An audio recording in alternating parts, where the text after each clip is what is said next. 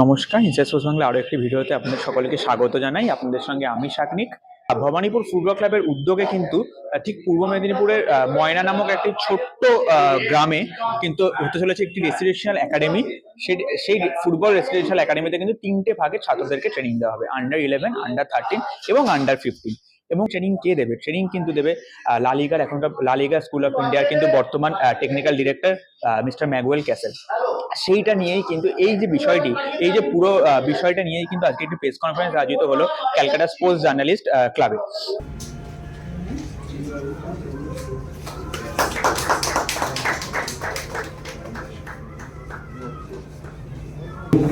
আপনারা জানেন যেদিন থেকে আমরা এখানে প্রেস কনফারেন্স করেছিলাম, দায়িত্ব নিয়েছিলাম একটা এটা করার, সেদিনকার পর থেকে আমরাও ভাবিনি যে আমরা 1 বছরও সময় হয়নি তার মধ্যে আমরা এতটা পথ আসতে পারবো।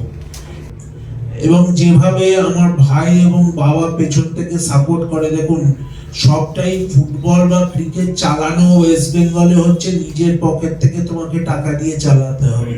সো এই ওভারঅল যে সাপোর্টটা পাই তার জন্যই। সো আমাকে যারা প্রশংসা করে, আই এম নোবডি অ্যাকচুয়ালি, আমার ওপরে ভার, আমি সেটা এগিয়ে নিয়ে যাই, কিন্তু এই সাপোর্ট গুলো না পেলে কোনোটাই হতো না। এবং আজকে এই যে একাডেমিটা, আমরা আজকে মালয়েশিয়ায় গিয়ে জিতেছি বাচ্চাদের আন্ডার 14 ক্যাটাগরিতে। আজকে আমরা এই যে একটা রেসিডেন্সিয়াল একাডেমি টাই আপ করছি, এর জন্য আমি এটাও আজকের এই প্রোগ্রামের দ্বারা আমি অনেক সমস্ত কর্পোরেটকেও অনুরোধ করব যে আজকে এই যে সান অফ দ্য সয়েলকে প্রমোট করা বা এই ফুটবলকে প্রমোট করা, স্পোর্টসকে প্রমোট করা, যাতে তারা তাদের সিএসআর অ্যাক্টিভিটি থেকে এটাকে সাপোর্ট করে। কারণ সমস্ত কিছুই যদি আপনি বড়ভাবে করতে চান তাহলে একটা কর্পোরেট সাপোর্ট লাগবে, কর্পোরেট পেট্রোনেজ লাগবে। সেটা ছাড়া কিন্তু যে কোনো কিছু একটা সময় গিয়ে এগোতে গিয়ে একটু থমকে দাঁড়ায়।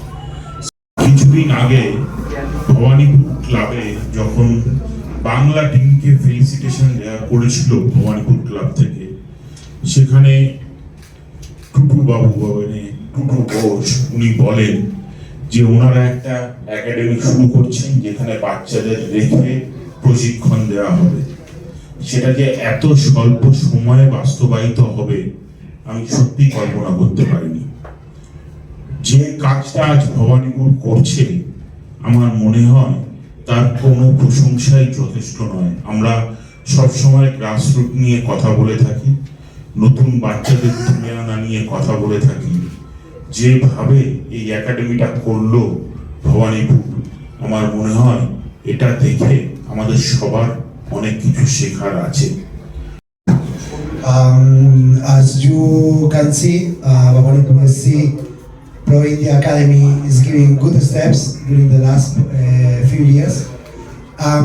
I feel that the new step that they are trying to do with this initiative in Medinapur with the new center aligns very well with the purpose to provide opportunity to more kids to enjoy and to practice under the methodology of the La Liga Academy, and aligns very well with our target to provide more opportunities to the talent players that can be in different locations.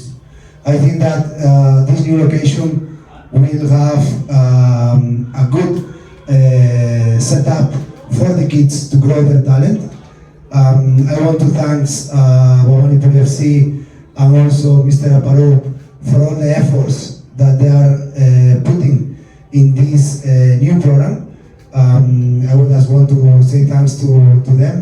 And from our side, from the La Liga Academy, we will provide the support, the technical support for the coaches to grow their experience, their performance on ground, so the kids can have a better program to develop their skills and their talent.